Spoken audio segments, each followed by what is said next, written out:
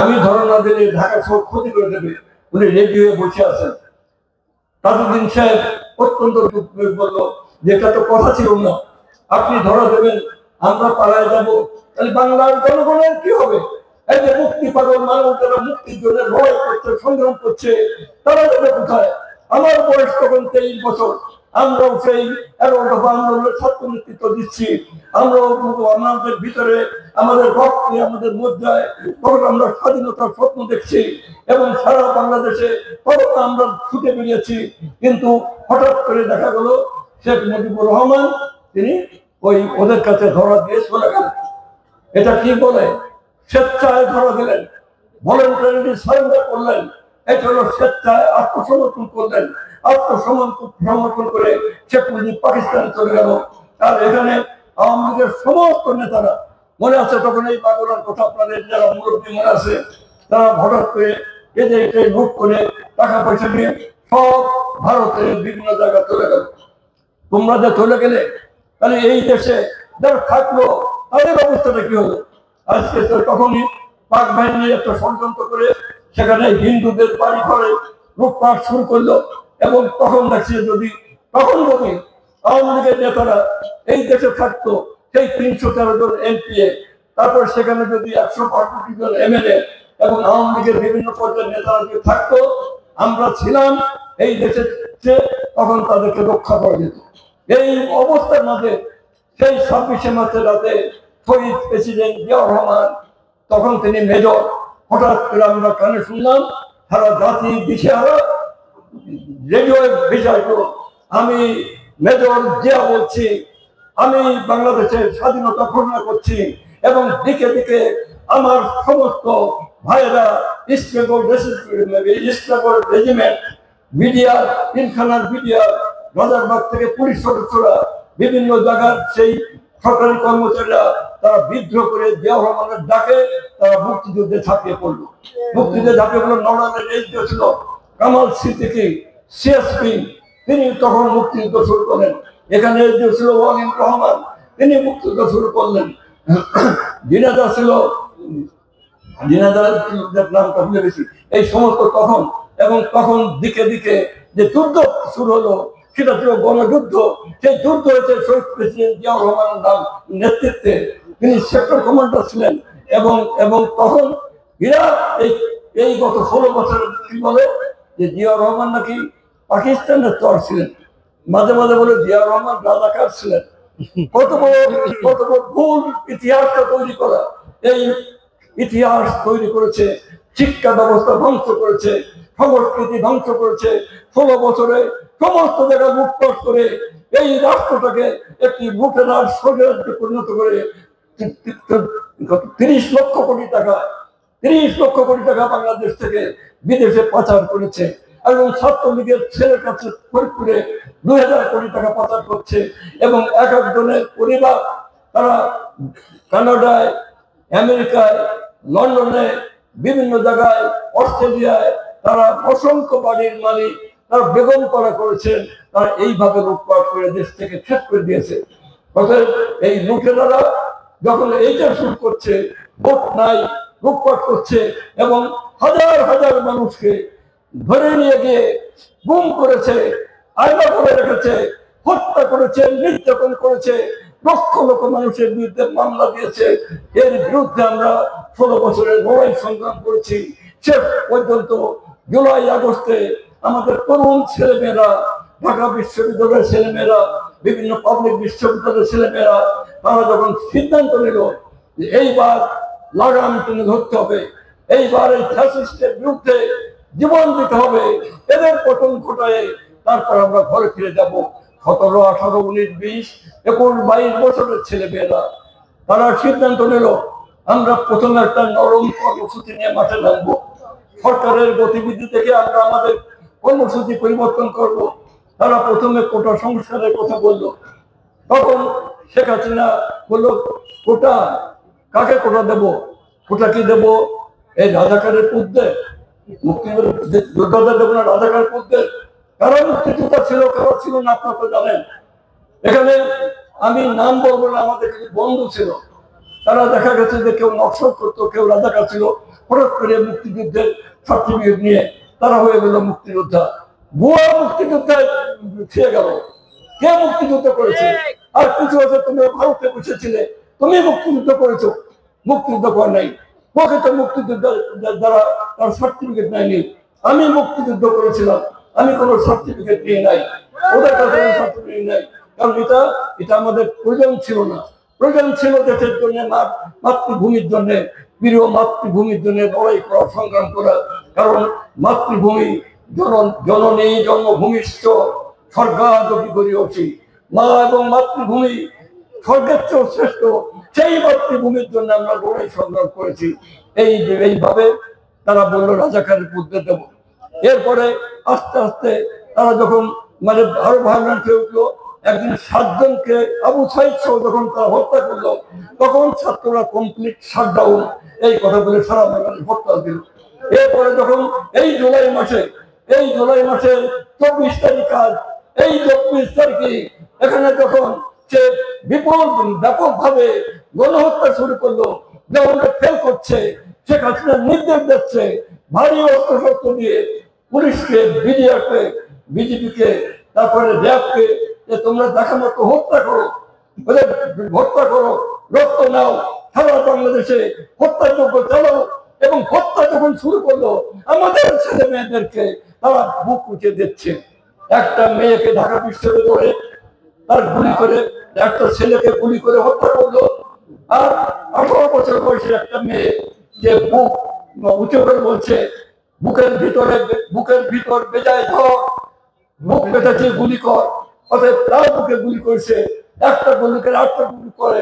এভাবে যখন অকাতরে ছাত্রছাত্রীরা জীবন দিতে লাগলো, তখন সমস্ত মানুষ রাস্তায় নেমে আসলো। তখন উত্থান ঘটে গেল।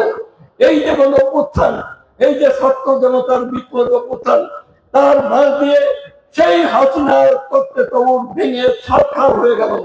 সেই গণভবনে তাকে 5 মিনিট সময় ধরলে, 5 মিনিটের মধ্যে যদি এখনই না বেরোন, তাহলে আপনাকে এই জনগণের সমাধিতে মানে নিশ্চিন্ত হয়ে যেতে হবে। এবং শেখ হাসিনা পালিয়ে গেল, সমস্ত মন্ত্রীরা পালিয়ে গেল, সমস্ত উপজেলা চেয়ারম্যানরা পালিয়ে গেল, সমস্ত ইউনিয়ন চেয়ারম্যানরা পালিয়ে গেল, অধিকাংশ আওয়ামী লীগের নেতারা পালিয়ে গেল। বাইতুল মুকাররমের খতিব, তিনি আওয়ামী লীগ করতেন, খতিব মানত বলেন, তার যার পেছনে নামাজ পড়তে ইমাম, সেই খতিব পালিয়ে গেছে। সেই ওখানে মানে নামাজ পড়তে যে মুসল্লিরা তাকে খতিব নাই, কেন খতিব না করে, খতিব পালা গেছে। মন্দিরে পুরোহিত পালা গেছে। এইভাবে সব পালিয়ে গেল। তোমরা পালিয়ে গেলে কেন পালালে বলেন তো? জিয়াউর রহমানের হত্যার পরে বিএনপি পালিয়েছিল? এরশাদের পতনের পরে জাতীয় পার্টির লোক পালিয়েছিল? এই যে ম্যাডামের পরবর্তী সময় পতনের পরে মানে ক্ষমতা হারানোর পরে বিএনপি পালিয়েছিল? এরা পালায় কেন? একবার 71 সালে পালালো, শেখ মুজিবের মৃত্যুর পরে সেই এমন ভাবে পালালো যে শেখ মুজিবের মৃত্যু সভার যারা মন্ত্রিসভা যারা সদস্য, তার ডেড বডি পড়ে আছে ধানমন্ডি 32 নম্বর রোডের সিঁড়ির উপরে, মাসি ভন করছে। ঠিক সেই সময় বঙ্গভবনে যে নাটক হচ্ছে, মুস্তাক আহমেদের মন্ত্রিসভায়, মুস্তাক আহমেদের শেখ মুজিবের মন্ত্রিসভার মন্ত্রী ছিলেন, সেখানে 24 জন মন্ত্রী প্রথম শপথ নিল। তার মধ্যে 22 জন হচ্ছে একটু আগে শেখ মুজিবের মন্ত্রিসভার সদস্য ছিলেন। এরা যে মন্ত্রী হলো শেখ মুজিবের খুনি মুস্তাক আহমেদের নেতৃত্বে, আর ওদিকে আর সবাই পালায় চলে গেল, তার ডেড বডি নেওয়ার লোক নাই। শেখ মুজিবের ডেড বডি কেউ নেয় নাই। শেখ মুজিব আর্মি ওখান থেকে নিয়েছে, গোপালগঞ্জে তার দাফন করেছে। তাহলে এই যে পলাতক শক্তি, আপনাদের আমার অঞ্চলে জনগণ কেন আওয়ামী লীগ কোন অধিকারে এখানে তারা ভোটের কথা বলবে? ভোটের কথা বলার তাদের সুযোগ আর নাই। ফ্যাসিবাদের পতন হয়েছে, ফ্যাসিবাদের পতনের পরে 30 বছর তারা রাষ্ট্রে আর কোনোদিন করতে পারবে না। 30 বছর আসে কিনা দেখেন, আসলেও তার কোনোদিন মেনস্ট্রিমে যাবে না। অতএব আমার বক্তব্য হলো যে বাংলাদেশে তোমরা অনেক জীবন নিয়েছো, অনেক হত্যা করেছো, অনেক নির্যাতন করেছো, এখনো ষড়যন্ত্র করছো, দেশের বাইরে বসে বিদেশি প্রভুদের পদলেহন করেছো, এই দেশের সবকিছুকে ধ্বংস করেছো। এই দেশ আবার নতুন করে ঘুরে দাঁড়াবে। আমরা নতুন করে বিনির্মাণের জন্য, এই দেশটাকে নতুন করে গঠন করার জন্য, এটা মানুষের ভোটাধিকার প্রতিষ্ঠার জন্য, দেশ মানুষের দেশ প্রতিষ্ঠার জন্য, এখানে শিক্ষা সংস্কৃতি সবকিছুতে জ্ঞানে বিজ্ঞানে আমার দেশটাকে এই দক্ষিণ এশিয়ার সর্বশ্রেষ্ঠ দেশে পরিণত করার জন্য আমরা লড়াই করে যাচ্ছি। আমরা বলছি বাংলাদেশ এক সময় সিঙ্গাপুর হবে, বাংলাদেশ জাপান হবে, বাংলাদেশ উত্তর কোরিয়া দক্ষিণ কোরিয়ার মতো হবে। এই বাংলাদেশ ওই মানে শুধুমাত্র লুটপাটের সরকারের জন্য আজ এই দেশের অবস্থা হয়েছে।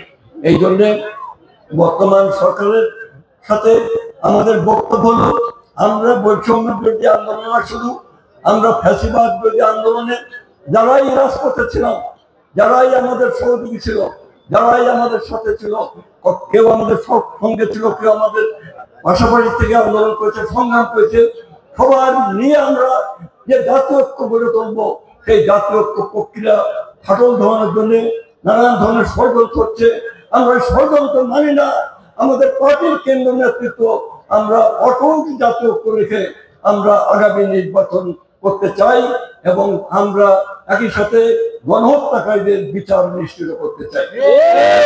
আমরা প্রফেসর মোহাম্মদ ইউনূসের সরকারকে আমরা সমর্থন দিয়ে যাচ্ছি। ডক্টর মোহাম্মদ ইউনূস একজন অত্যন্ত বিশ্ববিখ্যাত লোক, তিনি একজন অর্থনীতিবিদ। আমরা তার সাথে আমাদের নেতা তারেক রহমানের লন্ডনে বৈঠক হয়েছে। তিনি বলেছেন, দুই নেতা ঘোষণা দিয়েছেন আগামী ফেব্রুয়ারিতে নির্বাচন হবে। ডিসেম্বরে চেয়েছিলাম, উনি বাস্তবকরণ হয়তো ফেব্রুয়ারিতে বলেছেন। আমরা বিশ্বাস করি ডক্টর মোহাম্মদ ইউনূস এখানেই থাকবেন, তার কথা মতোই নির্বাচন হবে। নির্বাচন এখন এই কারণেই প্রয়োজন, দেশের ভিতরে নানান অপশক্তি, যারা 5 তারিখের পরে বিএনপি হয়েছে, তারাও এই দেশে কিছু কিছু মানে অঘটন ঘটাচ্ছে। এর বিরুদ্ধেও যেমন আমাদের ব্যবস্থা নিতে হবে, একই সাথে আমাদের দেশটাকে সব দিক দিয়ে করতে হলে আমরা আমাদের মানে নির্বাচনের মাস ছাড়া এই দেশের বিশৃঙ্খল পরিস্থিতিকে শৃঙ্খলা ফিরে আনতে গেলে নির্বাচিত পার্লামেন্ট দরকার, নির্বাচিত সরকার দরকার। নির্বাচনের আগে এখন যেমন প্রশাসনের লোকজন, এই পুলিশ কিছু আমার কথা শুনবে, আমাদের কথা শুনবে, কিছু আবার অন্যদের কথা শুনবে, আর এই থাকে নৌকা মেলবে। অতএব এই পুলিশের বিচারিক ভূমিকা বা প্রশাসনের বিচারিক ভূমিকা, এই ভূমিকাকে নিয়ন্ত্রণ করতে পারে একমাত্র নির্বাচিত পার্লামেন্ট এবং সৎ শিক্ষিত লোকজন। এখানে দুর্নীতিবাজরা পারবে না। আওয়ামী লীগের নেতারা পালিয়ে গেছে, এমপিরা পালিয়ে গেছে, উপজেলা চেয়ারম্যান পালিয়ে গেছে, তারা আকণ্ঠ নিমজ্জিত ছিল দুর্নীতিতে।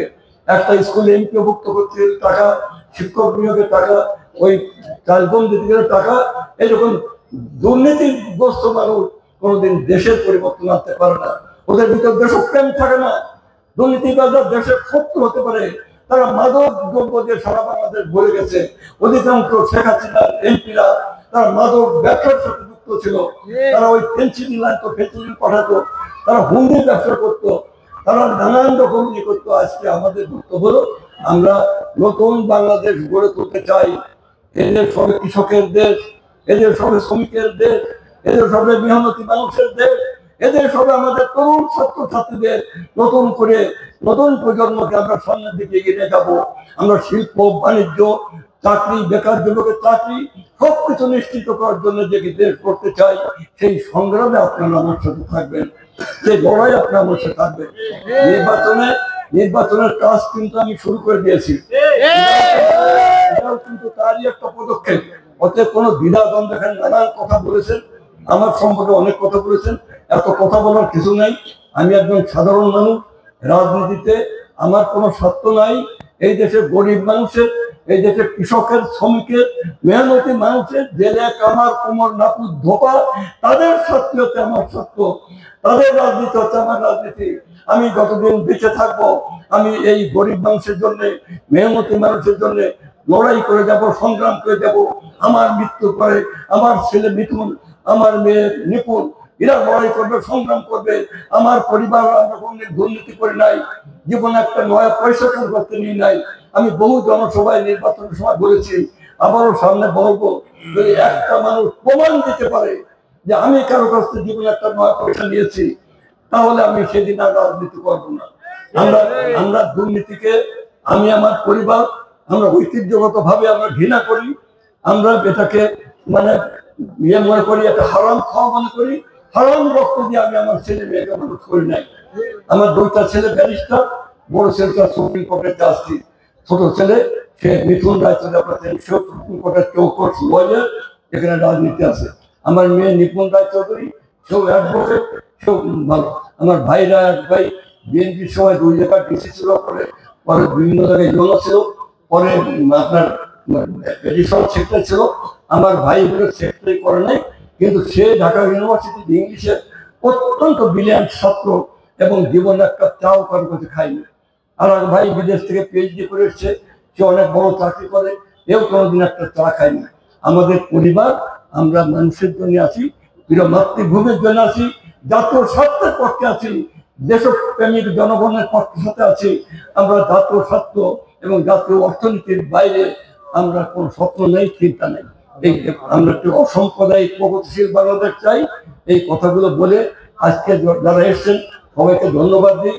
বিশেষ করে মতুয়া সম্প্রদায় যে ভাইয়েরা আপনারা এসছেন, আপনাদের মতুয়া সম্প্রদায়ের হয়তো অনেক পারফরমেন্স আপনারা দেখাতে পারতেন, কিন্তু এখানে মিটিং চলছে, কখনো নামাজ কখনো আজান হচ্ছে।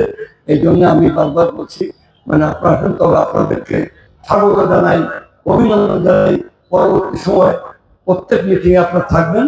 আমি হিন্দু মুসলমান সবার কাছে উদাত্ত আহ্বান জানাবো, ঐক্যবদ্ধ ভাবে এই দেশটাকে নিজের দেশ মনে করে সবাই আসলে গড়ে তুলি।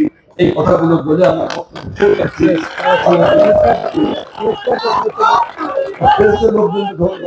ধন্যবাদ।